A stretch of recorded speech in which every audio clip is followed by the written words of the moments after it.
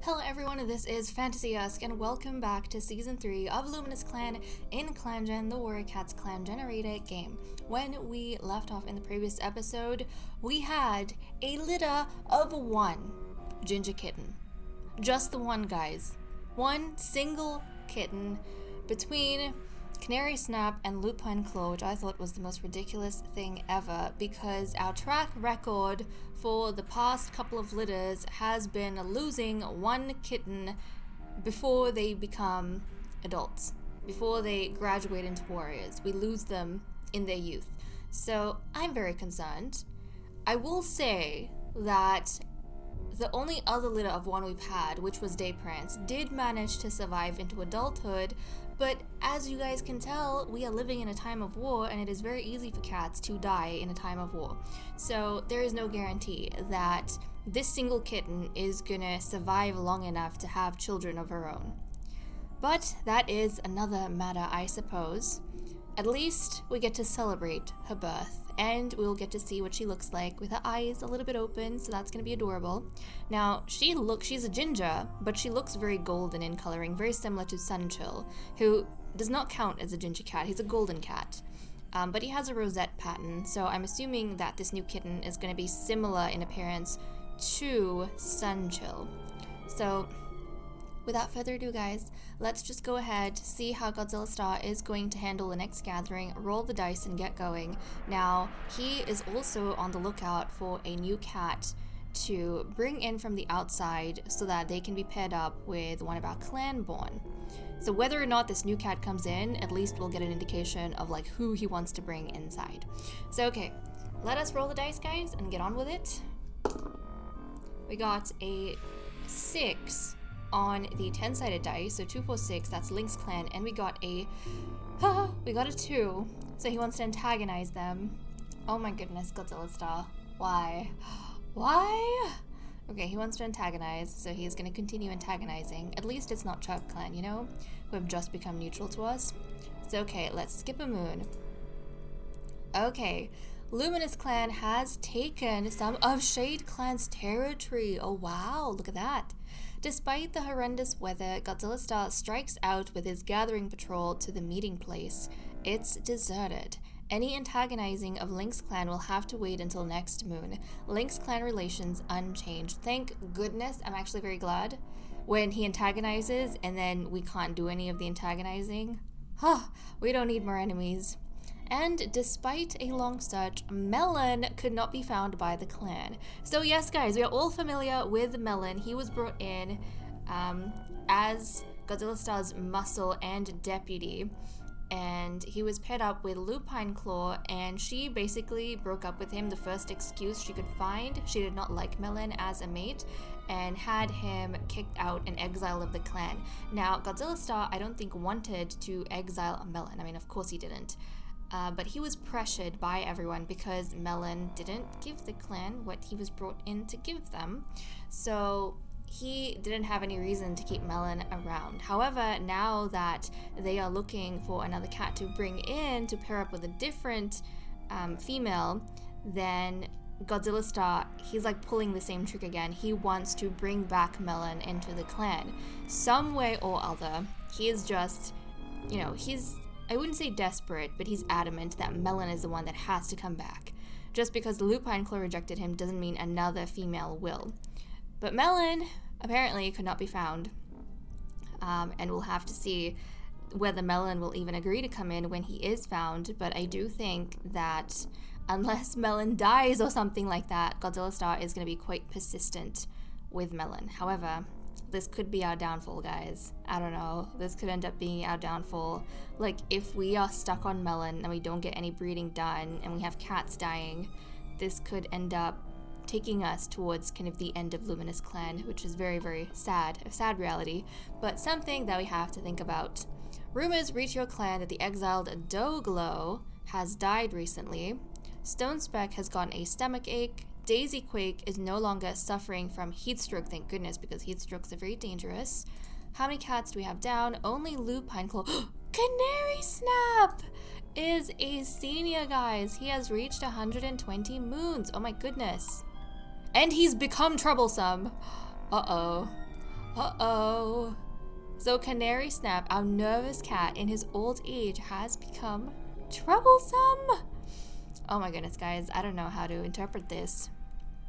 I actually wonder if being under someone like Godzilla Star, but also having a mate like Lupine Claw, has kind of given this nervous cat this boost of confidence that has resulted later on in his life, turning him into a bit of a troublemaker.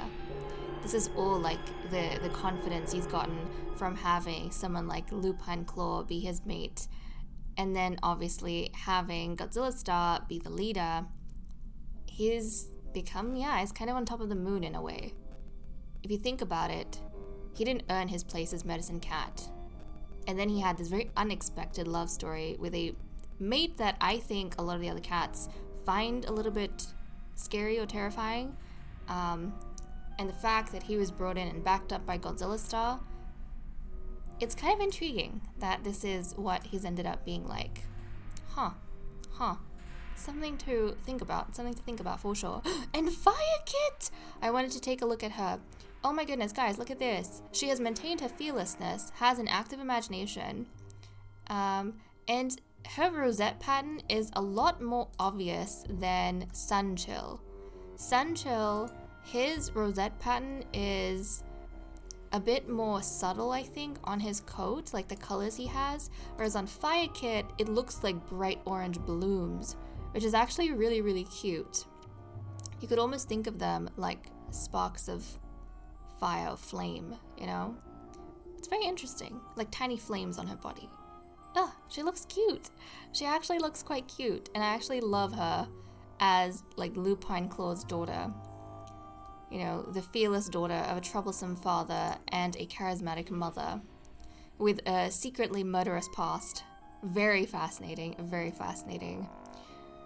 Okay, so that is all we have over there. Let's jump into the Medicine Cat den to see what's happening in this corner. Lupine Claw was given oak leaves as treatment for recovering from birth. Blissfur was given plantain as treatment for fleas. Daisy Quake was given moss as treatment for heat stroke, and then improved from heat stroke, and then Canary Snap gathered catmint this moon. Okay, good to know. Now, I want to check out the relationships to see what's been happening here. Okay, Plum Raven notices a strange glint in Tornfern's eyes. Plum Raven asks Fire Kit to watch her fresh kill so she can go to the dirt place. Buttercup Dusk appreciates Tornfern telling him that he had a feather stuck to his face. Buttercup Dusk talks with Blissfur about some clan drama. Orchidshine says something vulnerable to Stonespeck. Stonespeck and Sunchill make an elaborate plan to evict a predator from the clan's territory. Cloudfur wants to be closer to Plumraven. Daisy Quake admits that Cloudfur did something clever. Canary Snap tells Shadowswirl to smile more. Shadowswirl poses a crazy theory to Thunderwind and they chat about it for a while. Lupine Claw got tricked into doing one of Blissfur's chores. Lupine Claw saw Tornfern the other day and did get a chance to meow hello. Pepper says he hopes Orchidshine has a nice day. Orchidshine and Daisy Quake work together to make sense of something a clanmate said. Magpie Heart thanks Stonespeck for covering for him during a patrol earlier. Magpie Heart notices one of his friends talking to Sunchill. The clan feels uneasy whenever Pepper and Thunderwind speak to each other. Pepper notices some of Orchidshine's fur on his fresh kill. Godzilla Star thinks that Thunderwind is very creative. Godzilla Star woke a bunch of cats up for stretches they didn't like it. Godzilla Star is whispering quietly with Cloudfur. Canary Snap is telling a story to Cloudfur. Orchidshine gives Canary Snap a big piece of fresh kill. Blissfur and Canary Snap notice a cloud is shaped like a mouse. Sunchill thinks he can tell Blissfur something important, which is adorable because they're siblings, and I like this kind of, close interactions between the two of them. Daisy Quake struggles to get a word in during a conversation with Fire Kit. That's actually very interesting because Daisy Quake has an icy appearance, Fire Kit has a fiery appearance, Daisy Quake is a nervous cat, Fire Kit is a fearless kitten, Daisy Quake is more dainty, and Fire Kit is more fiery. I love it. I love it. Thunderwind is baffled by something Pepper says about religion. Okay, again, Thunderwind, as a cat that has the second prophetic bloodline, a clan-born cat, obviously would clash with an outsider like Pepper when it comes to, you know, how devoutly they follow the bloodlines. When Tornfern approached Sunchill, he made a weird face. Firekit and Thunderwind accidentally startled one another, and that is all that we have in terms of events. So let me cut the recording and we'll catch up in the cat list. Time for us to resume with the cat list. First up, we have our loyalties. Nothing has changed over here. We still have Orchidshine, Sunchill, Tornfern, Daisyquake, Thunderwind, who are loyal to Godzilla Star. Obviously, no mediation that needs to be done because we did not manage to get Melon into the clan. So we'll just dive in and see what everyone's doing for the day. Godzilla Star saw a yappy little dog today. Plum Raven enjoys the warmth of Greenleaf. Canary Snap saw a pair of two legs near camp today. Buttercup Dusk is listening to both sides of an argument. Peppa is feeling a bit anxious after having been around so many cats at the last gathering. Stone Speck tries to set a good example for younger cats. Cloudfur sharpens her claws. Fascinating. She's like copying what, or I don't know about if copying is the right word. Emulating? I suppose it's the same. But you know, she's starting to emulate the clan leader who used to always sharpen his claws. Shadow Swirl goes to bed early so she can work more tomorrow. Magpie Heart is sitting in the shade trying to hide from the heat. Lupine Claw wonders what Firekit is up to. Orchidshine takes pride in how well run her patrols always are. Sunchill purrs as a cool breeze hits him. Blissfur is fetching Canary Snap for another cat who's looking for him. Tornfern guards camp. Daisyquake cowers in his nest during a particularly rough storm. You can see how different Daisyquake is from his younger sister Tornfern. Very different. Thunderwind is exhausted after a patrol, and Firekit can't find Lupine Claw anywhere. That's kind of cute. That she can't find her mother. She's wondering where her mother is, and her mother is wondering what she's up to. I feel like Lupine Claw, in my eyes, would be a very like hands-on mother, especially because she only has the one kit. It's like Firekit would be, you know, her pride, her everything, and she would dote on Firekit a lot, be very protective of Firekit, but also have high expectations of Firekit. I just get that sort of vibe, especially because so far it seems like Firekit takes after Lupine Claw a lot in terms of personality. They don't have the exact same personality, but just the way I picture their characters in my mind, they're very similar. So this is like they have the same kind of bones of steel, you know? So this is very, very interesting. I think this will be an interesting story going forward between the mother and daughter we have here. So okay, that is all we have for the cat list. Let me cut the recording here and we will resume with patrols. Okay, let's continue with patrols. We don't have to worry about food because it's over 100. We currently have 109 prey and we need 47. So that's fine, I'm not too worried about any of that. Let's send out our medicine cat, Canary Snap, first. Let's see. The blackberry brambles will be at their peak leaf growth soon if they aren't there already. Canary Snap heads out to replenish the clan's stocks. Proceed. At this time of year, the blackberries have grown enough leaves to completely shade the ground under their brambles. Canary Snap harvests without worry, finding some raspberries too and picking large bunches of them to take home. Blackberry and raspberry were gathered. Nice. And now we have, let's see, we're gonna have 2 patrols of 6 and a patrol of 1. Okay, so first up we have Stone Speck, Tornfern, Plum Raven, Daisyquake, Shadow Swirl, and Thunderwind. So let's see what they get up to. Plum Raven flicks her tail thoughtfully. What direction does she want to take this training patrol?